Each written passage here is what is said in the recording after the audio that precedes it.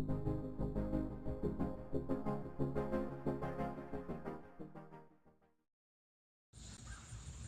right, well, we got shit to do. My air filter. Got to noticing the other day that it was awfully white colored.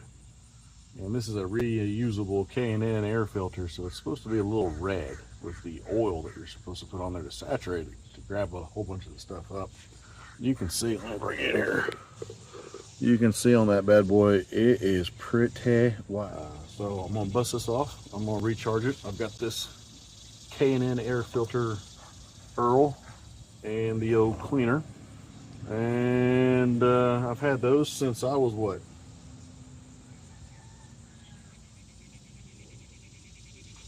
20? I had it for 20 years. Wow, it's amazing. So what I've got to do the job, I got my tool kit here. It's got a whole bunch of Torx heads and Allen heads. I've got a tap and die set here that I'm going to use to go ahead and clean the threads. I got my Allen wrenches because I can't remember if that thing's metric or not. So I got the standard and I've got the metric. I've got some red Loctite. I got some anti-seize, some brake cleaner, and of course my cleaner for my air filter. And then I've got the oil sitting over here as well so that we can go ahead and recharge it. You can use a ratchet if you want. It looks like it'll take some Allen heads, but you can use a ratchet if you got some sockets or anything, or you can just go ahead and use the regular Allen head. So this here is the Arlen Ness Big Sucker. Sucks big. Big sucker! It sucks hard! Puts a whole bunch of air into it. Everybody that gets one of these asks me, do I need to retune my bike? The long, correct answer, yes. The answer I'm going to give you, no. You can retune your bike. You may notice a little bit of a difference, but where you're really going to notice it is in the numbers. Who does the numbers? Boy, pops right off. The one thing to definitely look at is when you have this off, you can see down here, I'll wipe my finger across it, you got a little Earl. That's probably the best I've ever seen this filter. You also want to look back here at this part. I do have a little bit of Earl, but that's to be expected. But again, a lot less than what I've had. So, a little buggy in there. So yeah, this looks pretty clean for the most part. We just need that one section, but I'm gonna go ahead and clean the whole thing.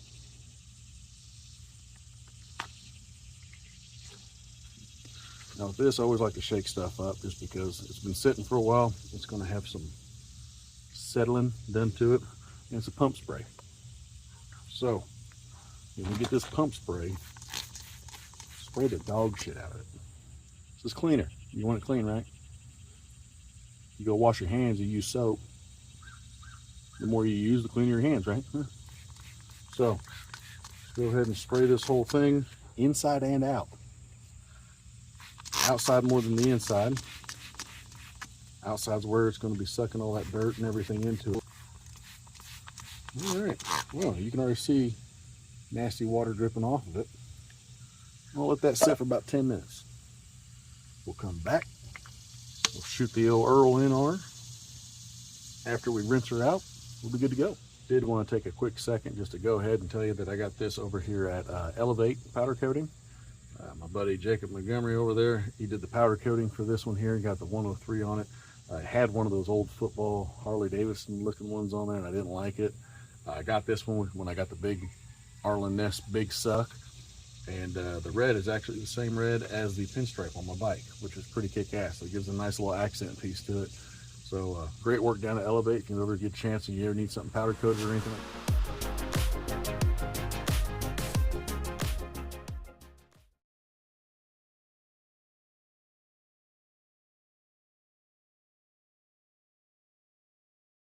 Let's get a lube job. What I'm going to do is lightly just kind of spray across the pleats just to get some of that oil in there. Now with this being an aerosol, it's going to blow all into the place, into those pleats. So I really don't have to worry about much of just downsing the thing. Just kind of want to do some spray paint. We'll look at it, see if there's any white areas. If there's white, spray with some paint.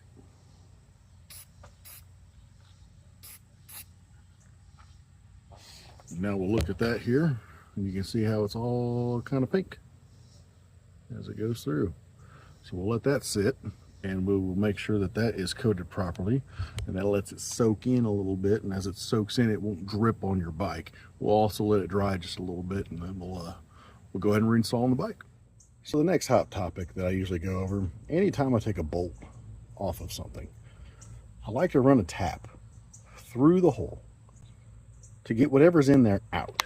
Now on these here, and I don't know if you're going to be able to see it, but inside that bolt hole there's a bunch of gunk.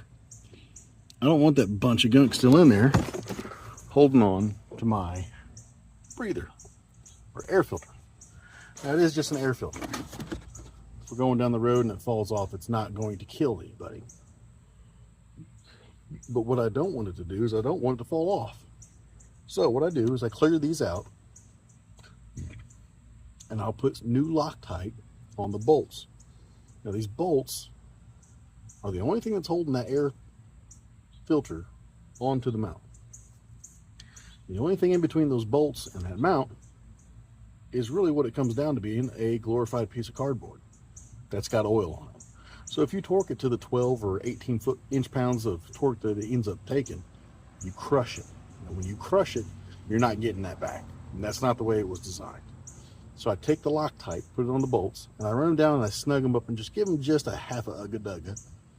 That way they're in there. And then that Loctite will keep them from vibrating back out and it falling off as I'm going down the road. So I'm going to take a tap, I'm going to run it through here, go ahead and clean that hole out, clean that hole out, clean that hole out. Put a new Loctite on, then when I put the new one on, the new filter or the oil filter on, once I put that on there, pushing down in there, it's got a good clean surface to go ahead and bite into so it doesn't come off. So how do I know what tap to use? So here's my bolt, and these are the feeler gauges, and they got different sizes that are notated on them.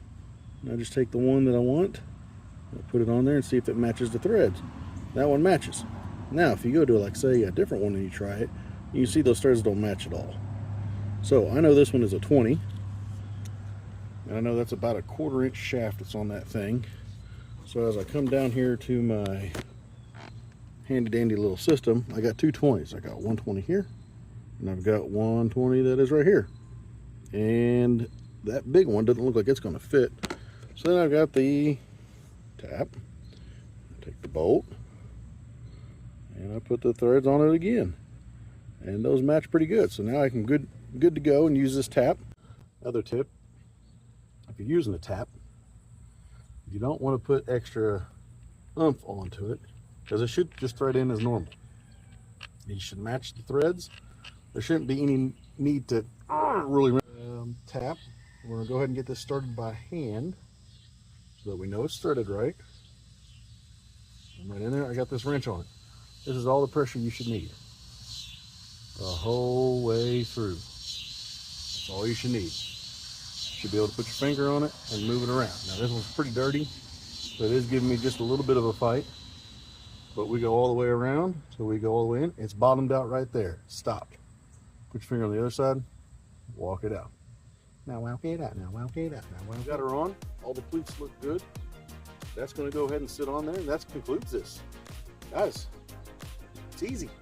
I know this video is going to be really long and I threw a whole bunch of information at you, but once you do it a couple times, I mean, it becomes second nature. Get everything off, clean everything that you just took off, clean everything that attaches to everything that goes on there. Get everything clean, get it re-oiled, put it back on. And that's that, y'all. So next time, y'all, let's ride with just the tip.